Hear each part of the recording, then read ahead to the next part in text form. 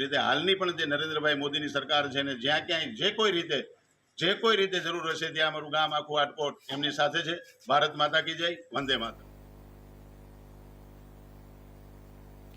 હવે વાત કરીશું રાજકોટની. તો હાલ થોડા દિવસો પહેલા જમ્મુ કાશ્મીરના પહેલગામમાં આતંકીઓ દ્વારા હથિયારો સાથે 28 જેટલા પર્યટકો પર કરેલા જીવલેણ હુમલાને લઈ સમગ્ર ભારત દેશમાં વસતા દરેક ભારતીય સહિત અન્ય સમુદાયના લોકોમાં પણ ભારે રોષ જોવા મળી રહ્યો છે. ત્યારે ગુજરાત રાજ્યના રાજકોટ શહેર ખાતે પણ આત્મઘાતી ઘટના બાદ દિવસે ને દિવસે પાકિસ્તાન અને આતંકવાદીઓનો વિરોધ થતો જોવા મળી રહ્યો છે.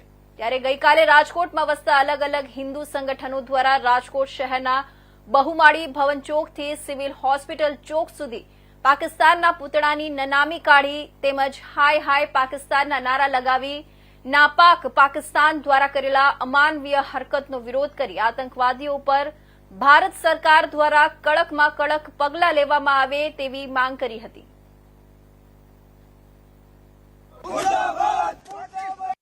રાજકોટના જુદા જુદા સામાજિક સંગઠનના લોકો એક સાથે મળીને હમણાં જે થોડા સમય પહેલા જ જે કાશ્મીર જે પહેલગામમાં જે બનાવ બન્યું, જે બહુ દુઃખનો બનાવ બન્યું, જે નિર્દોષ જે હિન્દુ લોકો બેનિયમી રીતે મારી નાખ્યા, તો એવા આતંકવાદીઓ છે તો તેમનો સરકાર જે ભારત સરકારને પણ અમે વિનંતી કરી રહ્યા છીએ કે તેઓ બધા આતંકવાદીઓ છે તો એનો ખાત્મો કરી નાખો.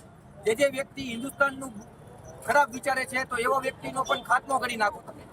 તમારે જો ધર્મ પૂછવો હોય તો ઇન્ડિયન આર્મીને તમે પૂછો કે તમે કેવા છો, અને ઇન્ડિયન આર્મી તમને જવાબ દેશે. નિર્દોષ હિન્દુએ તમારું શું બગાડ્યું છે?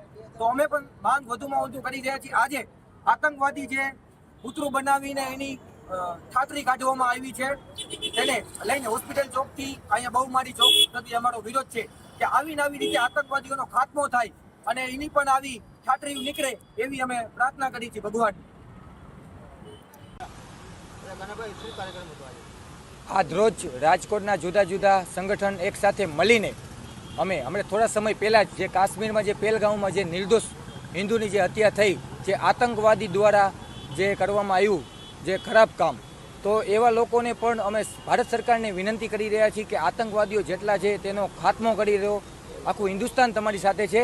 આજ રોજ અમે સંગઠન દ્વારા આતંકવાદીઓનું પુતળું બનાવીને એની નનામી કાઢવામાં આવી હોસ્પિટલ ચોકથી બહુમાળી ચોક સુધી, કે આવા આતંકવાદીઓ છે એની પણ નનામી જલ્દીથી જલ્દી નીકળે એવી પણ અમે પ્રાર્થના કરી રહ્યા છીએ. જો તમે એક નિર્દોષ હિન્દુ જો ફરવા જતો હોય અને એને તમે ધર્મ પૂછો છો તો તમારે જો ધર્મ પૂછવો હોય તો ઇન્ડિયન આર્મીને તમે ધર્મ પૂછો, એ તમને કહેશે કે કયો એનો ધર્મ છે.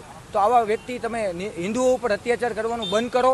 અને બીજું કે ભારત સરકારશ્રીને પણ અમે વિનંતી કરી રહ્યા છીએ કે તમામ વ્યક્તિઓ જે હિન્દુસ્તાનનું ખરાબ વિચારે એ લોકોને પણ ખાત્મો કરી નાખો. અને આતંકવાદીઓ તમામ હોય, એને પછી સાજેશ હોય, એના આકા હોય, તમામ હોય આતંકવાદી, એ બધાનો ખાત્મો થઈ જાય એવી અમે રજૂઆતને અહીંયા પુતળા દહન ને બધું અમે કાર્યક્રમ કરવામાં આવેલો હતો.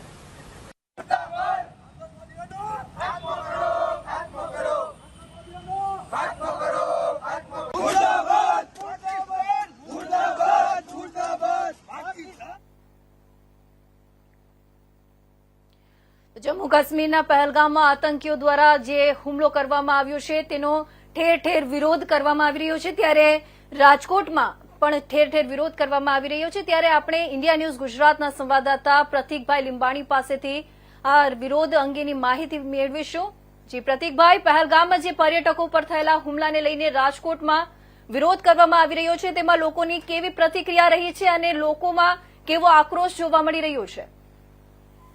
ચીના વાત કરીએ તો જે રીતે જમ્મુ કાશ્મીરના પહેલગામમાં જે આતંકી હુમલો થયો હતો જેમાં 28 જેટલા જે નિર્દોષ પર્યટકો છે તેના મોત થયા હતા, જેને લઈ સમગ્ર ભારત દેશના ભારતીય નાગરિક સહિત જે અન્ય સમુદાયના લોકો છે તેમાં પણ ક્યાંક ને ક્યાંક રોષની લાગણી જોવા મળી છે. રોષ ભભૂકી ઉઠ્યો હતો, જેને લઈ સમગ્ર ભારત દેશમાં ઠેકાણે પાકિસ્તાનના હાય હાયના નારા લગાવી વિરોધ કરવામાં આવ્યો હતો. ત્યારે ગઈકાલે રાત્રે રાજકોટ શહેરના જે અલગ અલગ હિન્દુ સંગઠનો દ્વારા છે તે એક સાથે મળીને રાજકોટ શહેરના જે બહુમાળી ભવન ચોકથી જે હોસ્પિટલ ચોક છે ત્યાં સુધી આતંકવાદી પાકિસ્તાનનું પુતળું બનાવી નનામી કાઢવામાં આવી હતી. તેમજ પુતળાઓને લાત મારી અને જે પાકિસ્તાન હાય હાયના નારા લગાવવામાં આવ્યા હતા અને સાથે પાકિસ્તાન અને આતંકવાદી પ્રવૃત્તિનો વિરોધ કરવામાં આવ્યો હતો. અને એવી માંગ કરવામાં આવી હતી સરકાર પાસે કે જે રીતે જે હિન્દુ સંગઠનો દ્વારા જે આતંકવાદીઓને નનામી કાઢવામાં આવી છે તેવી નનામી સરકાર પણ આવા આતંકવાદીઓની કાઢે અને જે આવા જે નિર્દોષ પર્યટકોના મોત થયા છે તે બાબતે સરકાર ત્વરિતપણે પગલાં લઈ કડકમાં કડક આતંકવાદીઓની પણ સજા કરે તેવી માંગ કરી હતી. જી. જી પ્રતિકભાઈ, ખૂબ ખૂબ આભાર. આપે જે માહિતી આપી. હવે વાત કરીશું રાજકોટની. તો રાજકોટમાં પણ ઠેર ઠેર વિરોધ કરવામાં આવી રહ્યો છે. ત્યારે રાજકોટમાં